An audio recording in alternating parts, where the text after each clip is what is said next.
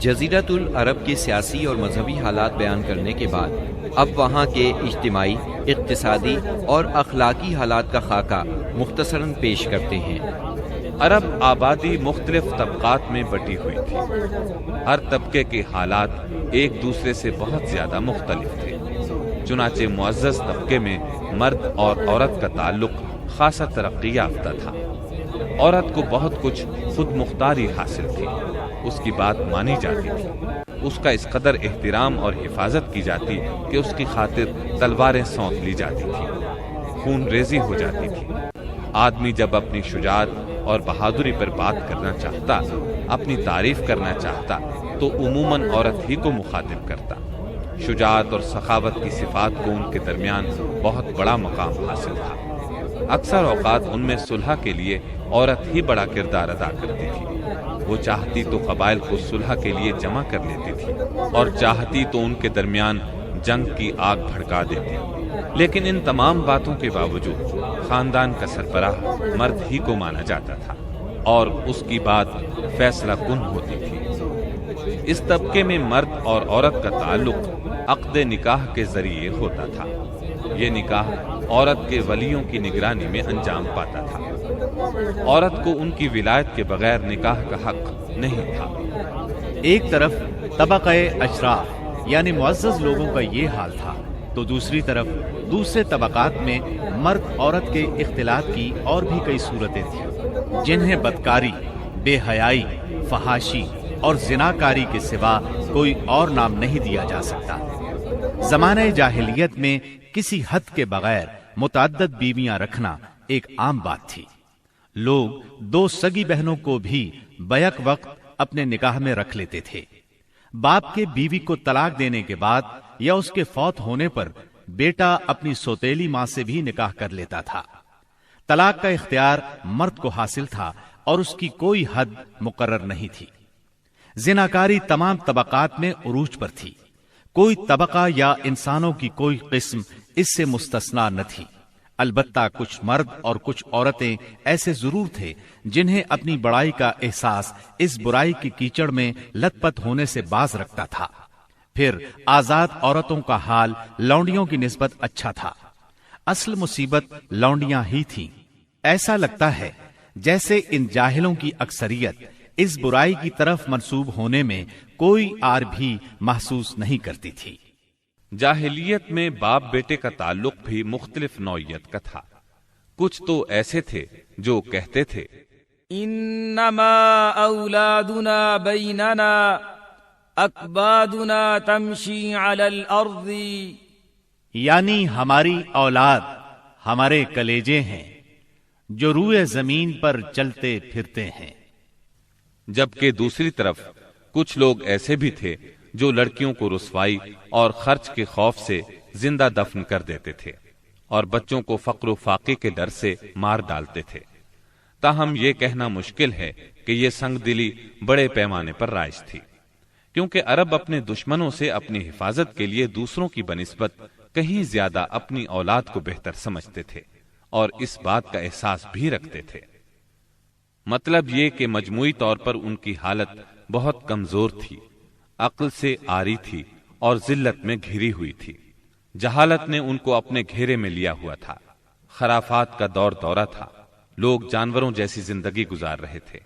عورت بیچی اور خریدی جاتی تھی، بعض اوقات اس سے مٹی اور پتھر جیسا سلوک کیا جاتا تھا۔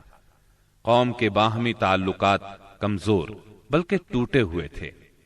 رہ گئیں حکومتیں تو ان کو صرف اپنا خزانہ بھرنے سے غرض تھی یا مخالفوں پر فوج کشی کرنے کی فکر۔ اقتصادی حالت بھی خراب تھی، صرف تجارت ان کے نزدیک ضروریات زندگی حاصل کرنے کا سب سے اہم ذریعہ تھی، اور تجارت کے لیے امن و سلامتی کی فضا کا ہونا ضروری ہے، ورنہ تجارتی آمد و رفت نہیں ہو سکتی۔ جبکہ ان کا حال یہ تھا کہ سوائے حرمت والے مہینوں کے امن اور سلامتی کا کہیں وجود نہ تھا۔ یہی وجہ ہے کہ صرف حرمت والے مہینوں میں عرب کے مشہور بازار اکاز، ذی المجاز اور مجنہ لگتے تھے۔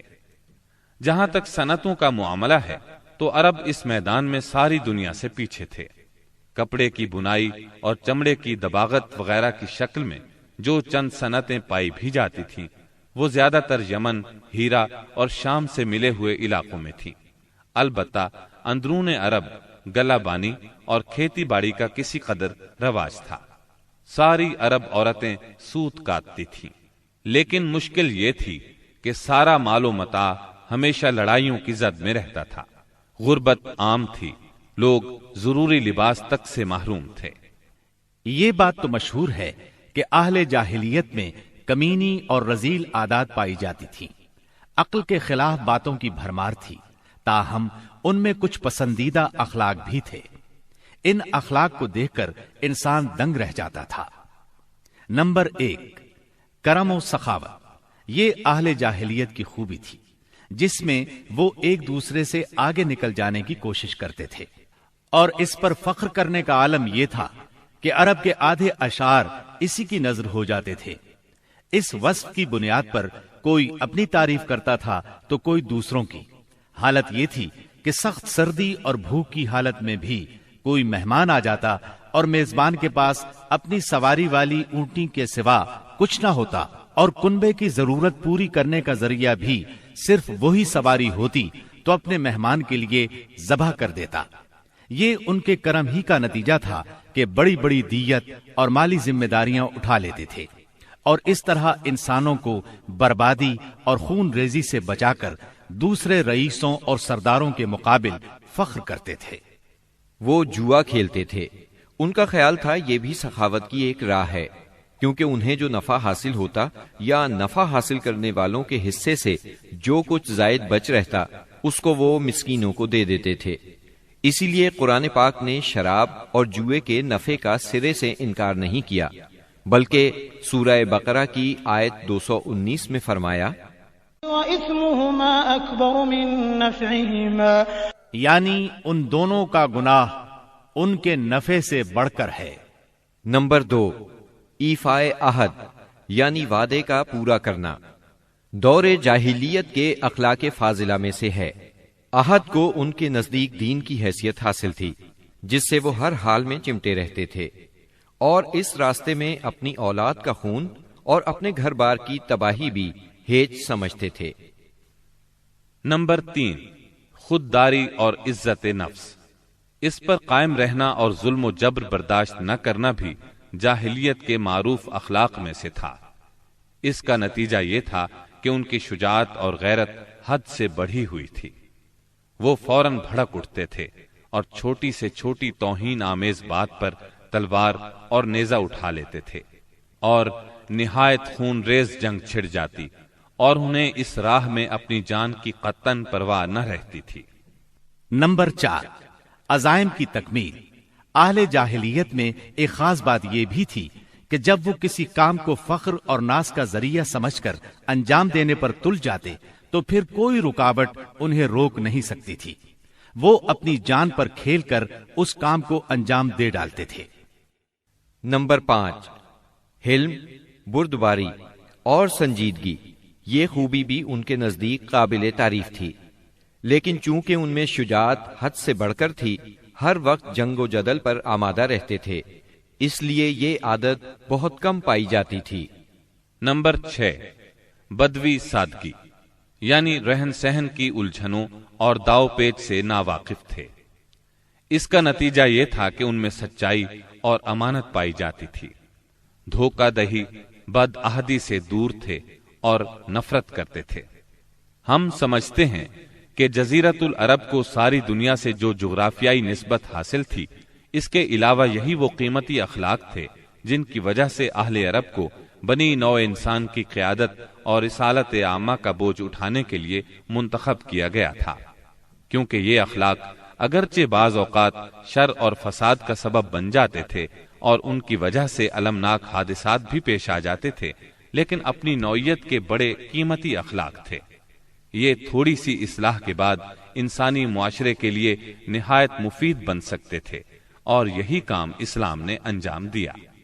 غالباً ان کے اخلاق میں بھی ایفائے عہد کے بعد عزت نفس اور عزم کی پختگی سب سے زیادہ قیمتی اور نفع بخش جوہر تھا، کیونکہ اس زبردست قوت اور پختہ ارادے کے بغیر شر و فساد کا خاتمہ اور نظام عدل کا قیام ممکن نہیں۔